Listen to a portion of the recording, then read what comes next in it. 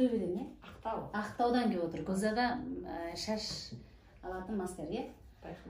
Иә, 1 жылдай болды. Но. Терең демала алмайсыз.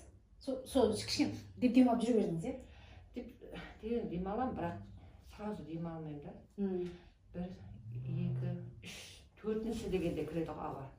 Сосын жүрек соғу. Сосын жүрегім ол енді соқтан. Жолымда қысатын еді, ода басылды. Негізі сап-сар болып кетіңіз. Жолымда басылды. Қазір өң ашылып, ағарып. Жаңа бет терең уже демала аласыз. Жібер. Күлкіге жатқанда деген кім көріп отыр ғой? Деп қырқырет тұрады ғой, демала алмайды. Қазір болып қойды. Қазір қойды. Кешке бүгін, негізі мына кісі бір 20 күнде демалу керек. Сіз келеміз ғой. 10 күнде кетіп барасыз, е? 10 күн ғана алып, бірақ әжептәуір нәтиже көрдіңіз ғой? Иә, 10 күнде де жақсы нәтиже көрдім. Осында іш құрылыстарым ауыратын еді, мына беті бәрі басылып қалды. Ауырған басып қалды.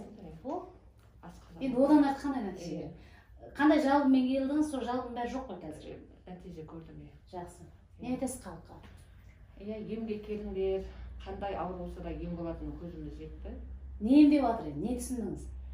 Енді тамақты жөндеу керек, қалай жаңағы спорт, ұйқыны қандыру керек, ерте жатып, ерте тұру керек екен. Неден ауырып, сосын ары қарай дұрыс емес ем алып ауырып жүрген біздің қазақ халқымыз білмейді. Негізінде бір-ақ ауыз сөз. Қуатыңыз әлсіреп кеткен ғой. Қуат әлсірегеннен кейін ішкі ағзаның функциялық қызметі бөлінеді. Оны біз дене зақымдаймыз. Ембірді ішкеден кейін. Ал қуатты не азайтады? Қытай медицинасында қуатты азайтатын сыртқы факторлар еді. Сквозняк, суық, ыстық, жылы емес. Суық, ыстық, сквозняк, ылғалдылық, яғни важность. Содан кейін құрғақтық. Ішкі фактор өзіңіз. Ұйқы қандырмау, тамақ дұрыс ішпеу, суық мұздайды көп ішіп алу. Содан кейін көңіл күйдің дұрыс еместігі, содан кейін спорттың жоқтығы. Осы 7-8 фактор сізді қуатыңызды азайтады. Қуат азайғаннан барып дене зақымдалып ақырын симптом береді. Біз сол факторды дұрыстаймыз, қуатты қайта күшейтеміз, жаңағы симптомы басылады, болды. Ауыруды емдеу осындай оңай. Және 7 ғажайып нүктені үйреніп алсаңыздар, әркім өз отбасын өздері емдеп алады. Ешқандай бар дәрі ішудің түптен қажеті жоқ. Болды осы.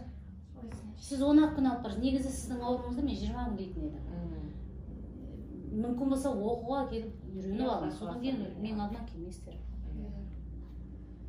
Сол айтарым. Келіп оқып алыңыздар.